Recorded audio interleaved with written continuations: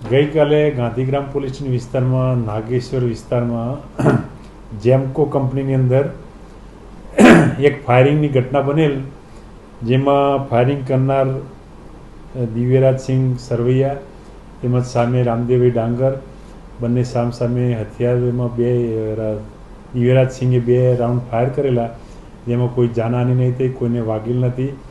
તેમજ રામદેવ ડાંગરે પણ હથિયાર કાઢેલ પરંતુ ફાયરિંગ કરેલ નહીં. આ બાબતે બંને રાજકોટ શહેરમાં શાંતિ દોડવાનો પ્રયાસ કરી લોકોમાં ડરનો માહોલ ઊભો કરી, જે બાબતે સરકાર તરફે BNS કલમ 109, 1, 125 તથા આર્મ્સ એક્ટ મુજબનો ગુનો દાખલ કરી આગળની કાર્યવાહી હાલમાં ચાલુ છે.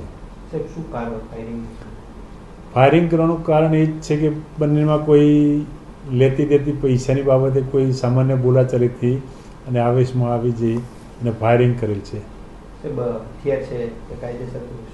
જે દિવ્યરાજસિંહ સરવૈયા પાસે કાયદેસર પરવાનાનું હથિયાર છે અને રામદેવ ડાંગર જોડે કોઈ એ બાબતનો પરવાનું લાયસન્સ નથી. દિવ્યરાજસિંહ સરવૈયાના કોઈ ગુનો નથી, પરંતુ જે રામદેવભાઈ ડાંગર છે તેના 15 ગુના છે. અગાઉ પાસામાં પણ જઈ આવેલો છે અને હાલમાં થોડા સમય પહેલાં એક ખૂનના ગુનાની અંદરથી જામીન મુક્ત થયેલ છે.